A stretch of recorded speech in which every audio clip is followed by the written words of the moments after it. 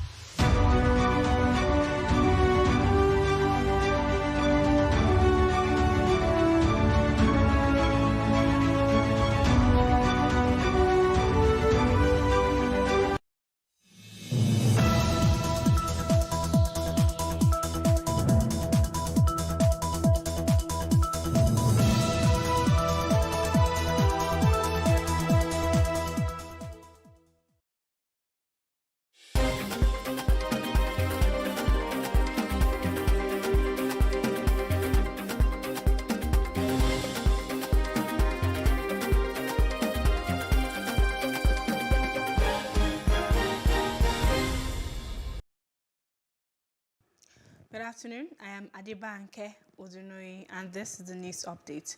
The Senate on Tuesday moved to re-amend the Proceeds of Crime, Recovery and Management Bill 2022 passed on March 9th. This followed the consideration of a motion for recommittal sponsored by Senate leader Yahaya Abdullahi during plenary. In his presentation, Abdullahi relied on Orders 1 subsection B and Orders 52 subsection 6 of the Senate Standing Orders 2022 as amended to move for the amendment of the bill. He explained that the re-amendment of the bill became imperative in view of Clause 74. It placed the burden of proof on the investigating agencies rather than the defendants as recommended by the Joint Committee in its report. The House of Representatives has resolved to investigate the circumstances that led to a train conveying passengers from Lagos to Ibadan running out of fuel midway during the journey. This followed the adoption of a motion of urgent public importance by Representative Ndudi Elumelu, the minority leader of the House, on Tuesday in Abuja. In his motion, Elumelu said that the Nigerian Railway Corporation (NRC) was for the purposes of easy and cheap movement of bulk goods and commuters from hinterlands to seaports and vice versa.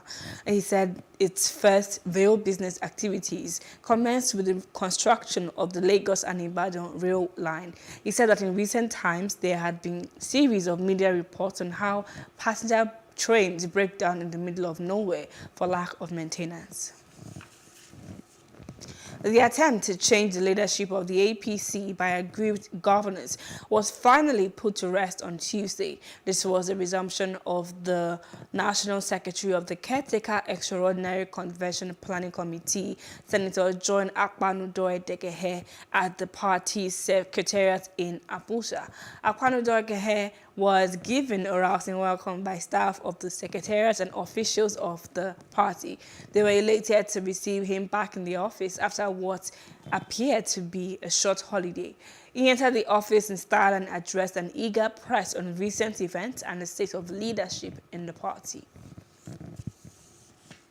Ebonyi House of Assembly has declared the seats of 3 members elected under the PDP vacant.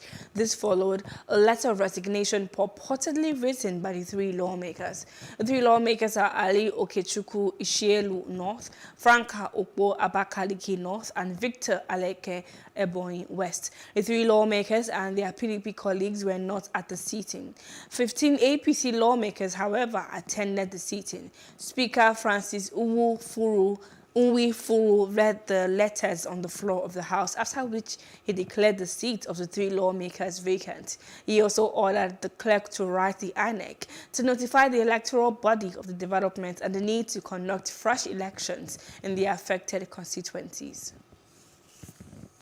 PDP National Caucus will reconvene to continue discussions on the party's timetable for the 2023 general elections and other important issues on Wednesday. National Publicity Secretary Debo Ologunagba announced this while speaking with newsmen at the end of the 31st National Caucus meeting held on Monday night in Abuja. He said that while the caucus meeting has been adjourned to Wednesday, the National Executive Committee, NEC, and Board of Trustees meeting earlier scheduled for Tuesday to discuss important issues would also hold on Wednesday. The United Kingdom Embassy in Nigeria has announced the temporary suspension of study, work, and family visa applications. It explained this was because the priority had been placed on applications made under the Ukraine Family Scheme. The embassy announced that Ukraine Family Scheme was launched in response to the humanitarian crisis arising from the invasion of Ukraine. That's in a statement posted on the official Twitter page of the United Kingdom Embassy in Nigeria on Tuesday. The International Organization for Migration, IOM, and the federal government on Tuesday repatriated 162 more stranded Nigerians from Libya under the continuous voluntary evacuation exercise. The 162 evacuees, including 94 males, 41 females, 14 children, and 11 infants, are expected to arrive the Murtala Mohammed International Airport, Lagos, on Tuesday. The Nigerian mission in Libya, under the directives of the Ministry of Foreign Affairs, has carried out a series of evacuations of stranded Nigerians in Libya. This is in fulfillment of the federal government's pledge of not allowing any of its citizens to remain stranded abroad.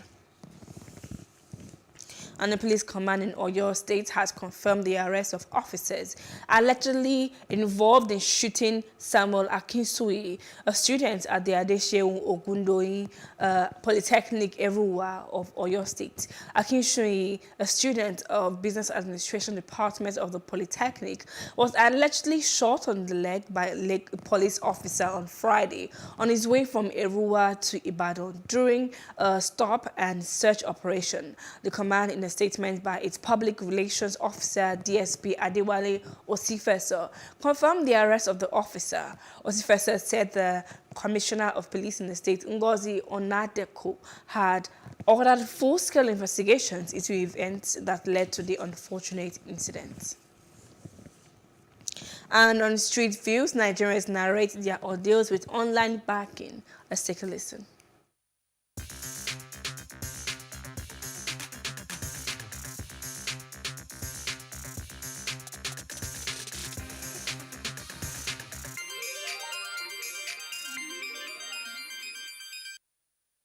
Some people will borrow money from them.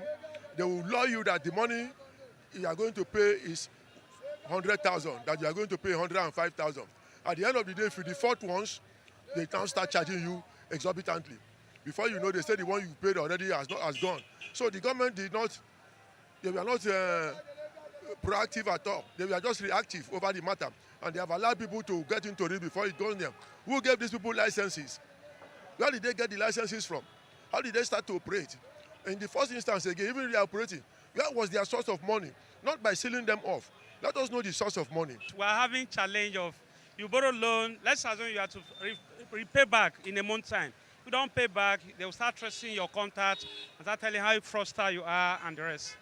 It's a very bad experience. I think most of them need to shut down because if someone asks for a loan, the necessary thing for you to do is ask for their details. If anybody is used as a guarantor, you need to find out who that person is, their details, and confirm if they are willing to be a guarantor for whoever is asking for the loan. Because I just got a text message now. He said Rafiat Ali. I don't even know who that person is. I have bitter experience about them because there was a time somebody borrowed loan. A friend of mine borrowed loan from one of those banks. I won't mention name for now. So I was not called before he borrowed the loan. I was not informed. There was no. I just got a text one day that somebody borrowed loan from me using my name, my phone number, my name as a guarantor, and a text that was uncalled for was sent to me that using as a guarantor that I should try to look for such people, such person. So I have to start calling the friend, and his number is not going to, and most times they use number that you can't reach out to again. So it's something, online loan is something good, but the way it is being handled, the way it is being done, it's not ethical. It's not.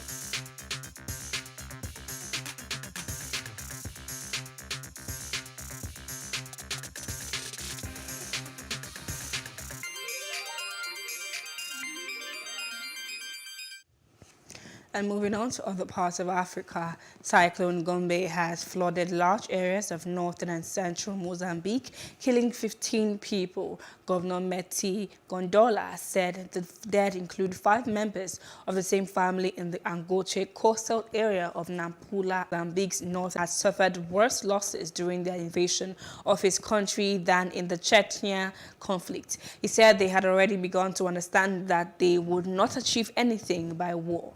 Mr. Zelensky also paid tribute to Marina Ovsyannikova, the woman who interrupted Russian state TV news by holding up an anti-war sign. He said he was grateful to those Russians who do not stop trying to convey the truth and who fought disinformation. Negotiations or headscarves in essential religious practice and institutional discipline prevailed over individual choice. The ruling came as a setback to Muslim entering a college in the Udupi district in December. Started in June. Every month they will increase flour, not just flour, sugar, margarine, all things that we need to produce bread have been increased, some on monthly or weekly basis, and it's really affecting the bakery industry. Inflation has risen over the past 9 months to its highest level since 2016. With Ghana's consumer, many bakeries have to reduce portion size or illegally hike prices to stay afloat and risk losing customers as a consequence. I'm a born and bred Ghanaian. I've never traveled anywhere before. This is my country. And if I cannot make it in my own country, then where am I going to make it? Cereals have seen some of the steepest rises, and that was even before the Russian invasion of Ukraine further stretched global commodities prices. Ghana also imports it can barely afford fuel and has been running out between stocks. 6362 at Indian Wells on Monday, March 14th.